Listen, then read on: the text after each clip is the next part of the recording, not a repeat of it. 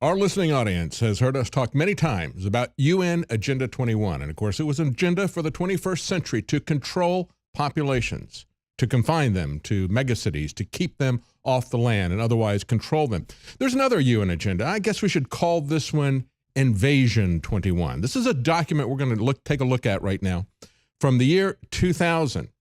And what this shows is what many of us have been talking about. Many people have called it the Great People Replacement. Well, they were talking about that 17 years ago. It was a plan. We've seen this, and they've sold it to us as a reaction to events like wars, which in many cases we create. But they sold it as a reaction to war, to other catastrophes. But no, it was their plan all along. So we're going to take a look at that because this is truly warfare against Western civilization, the last bulwark against global governance. So let's take a look at this article here from WND. They look at the plot to replace Europeans with refugees. And they say this is a UN document from 2000. It's called Replacement Migration. Is it a solution to declining and aging populations? That's the UN's document. And we'll take a look at that in just a moment. It details plunging birth rates across Europe and, of course, also in the US and Japan. And it identifies a solution to those declining birth rates: mass immigration that you're now seeing. They say without the migration of populations from the developing world, it reasons, economies will suffer because of labor shortages and falling tax revenues. According to the UN documents, the meeting was attended by a host of government and non-governmental organizations and individuals. You know, those people that they like to call shareholders or stakeholders. That's what they call them. I think either way. They're the ones who are going to own everything.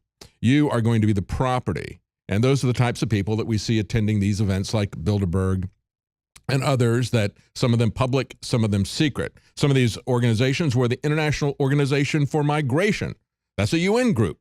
And it said that mass migration is not only, quote, inevitable, but necessary. Also, the UN Population Fund, a group dedicated to family planning, in other words, depopulation, and the spread of contraceptives. So they talk about this. At the same time, they say, well, you know, we got to solve this problem. There's too much of a falling birth rate in the West while they're still pushing family planning.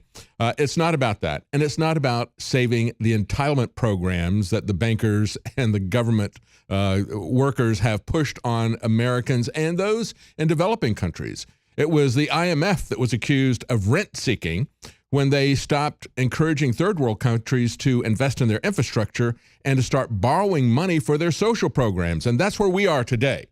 And of course, this is the next step. They said immigrants will not prevent the long-run aging of the population, except in the highly unlikely scenario of a 10-fold increase in annual immigration levels. There we go. That's what they want. And that's what we're seeing now. Let's take a look at the document itself from the UN. Replacement migration, is it a solution to declining and aging populations? And this is the way it begins. They say the UN projections indicate that over the next 50 years, the populations of virtually all countries of Europe, as well as Japan, will face population decline and population aging. They say, taking a look at this, we see that we need to have replacement migration for 8 low fertility countries. And I name them: France, Germany, Italy, Japan, Republic of Korea, that's South Korea, Russian Federation, United Kingdom, and the United States. That includes us, folks. And then they specifically focus on Europe. They say 2 regions, Europe and the European Union. They go on to say replacement migration refers to the international migration that a country would need to offset population decline and population aging resulting from low fertility and mortality rates. Now, if you think that this is all of this that is happening as we see in Europe, they say, we've got to bring these refugees in. This is a crisis. No, it was a plan, a 17-year-old plan. They laid it out here in the documents. You have to understand, it's not an accident. It's not a reaction to what is happening. And it is not even a solution to what they're concerned about. And when they go through this document, we'll take a look at what they say about the United States, because there they start talking about life expectancy as well as birth rates and how many workers are going to support the retired people. So this is about Social Security. They point out in the one on the United States, this is subtitle of this UN document, they say, except for a temporary period in the late 1970s and 1980s, when it hovered around 1.8, the total fertility rate for the United States has continued to be around 2 children per woman. Life expectancy at birth, meanwhile, has risen from 69 years in 1950 to 55 to 75.7 years in 1990 to 95. As a consequence, the proportion of the population that is aged 65 and older, that's what they're talking about, Social Security, folks. And remember, it was Bismarck who was the leader of Germany, same guy that said, you don't want to see how laws are made for the same reason you don't want to see how sausage is made. They've been hiding their agenda from you, folks. This is their agenda, their Invasion 21 agenda, if we want to talk about it that way. And, of course, he was the one who put forward Social Security the first time. He did it in Germany, and he picked the age of 65. Why? Because that was the life expectancy. So they were going to tell everybody, don't worry, we're going to take care of you in your old age, picking a date at which they're going to start giving the cash out, which was beyond what they expected you to live. That is the lie that Social Security has been all along.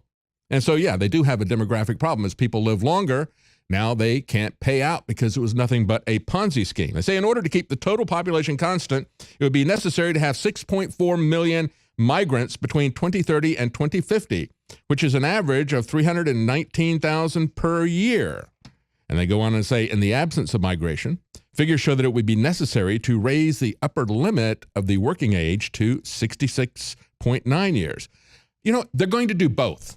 That's what I wrote down on my notes. They're going to do both of these. They're going to raise the retirement age, and they're going to flood us with migrants, because that is simply an excuse to bring the migrants in. As I said before, they want to use this as an invading army. They need to reduce our economy to third world levels. They need to take away our culture and our climate of laws so that they can enact their own global governance. We're the people who stand in their way. And that's why they need to level and homogenize the West. Let's take a look at Social Security. Of course, we just saw in the last few days, they're saying that the unfunded liabilities have risen to $12.5 trillion, and they're saying Social Security's combined trust fund can only pay scheduled benefits through 2034. However, do you really believe that the people that are coming in are going to take care of the aged European Eloi that they have absolute contempt for? Are they coming in as workers? Are they going to support us? Or are they going to come in expecting to get the entitlement state themselves? That's what Europe has become. That's why they are so vulnerable. Now, another story from WND, European nations are now rebelling against EU refugee quotas. In other words, this is the way they're implementing it. The EU is there as a subunit of global governance. It's there to consolidate the European countries so they can then be subsumed into a world governance. That was what the transatlantic and the trans-Pacific partnerships were about. And that's why it is so important that Donald Trump stop those. They're all connected. The open borders, these secret economic agreements that would control our economies from a foreign, unaccountable committee that is not elected or accountable to any of the nations, that had to be stopped. Very important to stop that. And of course, the other part of that was the climate agreement. Let's take a look at what's going on in Europe here. They say as migrants flood Europe from Africa and the Middle East, several countries seeking to protect their sovereignty are rebelling against the EU's resettlement mandates. Their influence is growing as they announce support for a potential new ally against migration, and that would be Italy. Why is it Italy? It's because so many people are coming from northern Africa, specifically Libya, where we created chaos and a haven for terrorism. Those people are fleeing through Libya and other North African states into Italy. That's the point of entrance for so many people. The Visegrad Group, and we've talked about this before, also known as V4, is a collection of Central European countries committed to preserving their shared, quote, cultural and intellectual values within the EU. These are the four countries: Hungary, Slovakia, the Czech Republic, and Poland. It is no coincidence that Donald Trump went to Poland and made that great speech talking about Poland's history, how they would never let themselves be destroyed as a nation, even though they had been overrun with so many different invasions, especially in the 20th century, by both the Nazis and the Stalinists coming in and destroying their country and then eventually subsuming them. They eventually came back out. And that's what he was talking about, the will to survive as a civilization. That's why Donald Trump went to Poland. That's why he did it before he went to the G20. As of today, reports WND, acting in direct opposition to the EU plan of forced migration, Poland and Hungary have not relocated a single refugee. And remember, this is not an emergency. This was a plan 17 years ago, a massive a plan to bring people in. They create wars, and that is a real case, but they do that as a method to give them an excuse, a pretext for bringing these people in. It was always their plan to do this anyway, but they needed to have a reason. So they manufactured the reason. They manufactured a war. The Czech Republic only took in 12 refugees, and Slovakia only relocated 16. So two of the countries took in 0, and the other took in about a dozen. Polish Prime Minister has said that Poland, quote, will not participate in the Brussels elite's folly. That's precisely it, folks. And it's not just the Brussels elite. It is the UN agenda that Brussels is implementing. Polish Interior Minister believes the threat from migrants is much worse than any threat of European sanctions. And he's absolutely right. They said you can no longer speak about immigration, but only about an invasion. And that is coming from Italy. He says it is organized and funded and planned by Brussels with the complicity of Rome. He's the leader of Italy's populist Northern League Party who said that in May. Now, I want to play a video for you here. This is a video that was produced by the United Nations, and it shows this mass migration that we're talking about. They call it Operation Triton. Let's go ahead and roll that video there, and we'll play that. As you see, this is a very dramatic, very heartwarming, visceral experience showing people coming in boats into Europe. And there's the mass of people. They say Italy is seeking to revise this Operation Triton, a border security effort that rescues migrants from sinking boats so that fewer of them are allowed to land in Italy. So what they're saying is we're going to work with Italy to stop this. But this is the propaganda that you're watching right now. They're ignored, they're grateful, but they're skilled. They're going to take care of you. They're going to support and pay for your Social Security because they're so ambitious and successful. And they're human. Yes, they are human, but they do have a country, and we can help them in that country without destroying our culture, our civilization, and without impoverishing ourselves into the third world. They point out in the article, migrants have become so unpopular in Italy that the mayor of Castel Umberto in Sicily recently led a revolt to prevent a few dozen migrants from taking up residence in an abandoned hotel. See, this is what is happening. They're taking us down to a third world level. And if we take a look at what Bill Nye said about climate, remember I said it's borders, it's economic consolidation, which they then used to create a crisis, to create political consolidation. That's the plan that we've seen in Europe. That was a plan that was put out by Mikhail Brzezinski's father when he was running the Carter White House. And Bill Nye just points out what's going on here. He says, we have to wait for the climate deniers to die off. See, this is the third leg of the globalist plan to take over our world. And this is what he had to say. He said, it sounds like people are scared. It just sounds like people are afraid. And the people who are afraid in general, with due respect, and I'm now one of them, are older. Climate change deniers, by way of example, are older. It's generational. So we're just going to have to wait for those people to age out, as they say. Age out is a euphemism for die. Now, this is the way they operate, folks. They take the long view. And since I left high school, they have been pushing successive generations increasingly into this climate fear, indoctrinating them, propagandizing them. That is the purpose of government control of the schools. It is not to make independent thinkers. It is not to give you the tools of education. It is to make you dependent on the government, to get you to swallow whatever narrative they are selling you at the moment. And the narrative that they're selling everybody is climate change or global warming. They had to change it to climate change.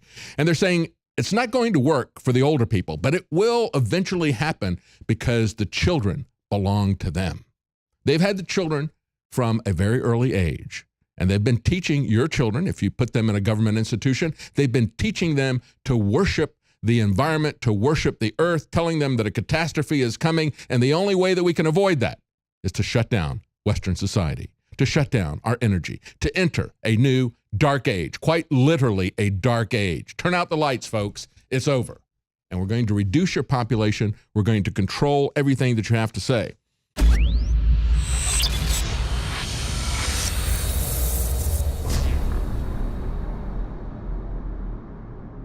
As most of you already know, I am a voracious consumer of news and information.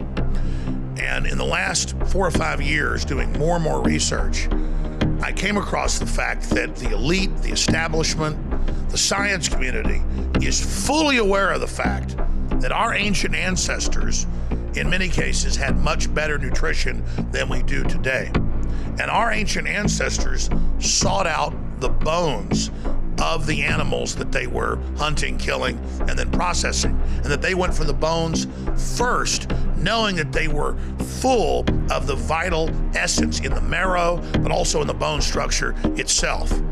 And so I set out, working with the top formulator in the country, to develop Caveman, but to not just have concentrated bone broth from chicken, but 7 other superfood ingredients known for cleansing and supercharging the body. InfoWars isn't just fighting the globalist. We're getting results, and we're expanding in the face of the complete media assault and winning because of your support, because of you praying for the broadcast, because of you buying the products and financially supporting the transmissions. So please secure your Caveman today at InfoWarsLife.com or by calling toll-free 888-253-3139.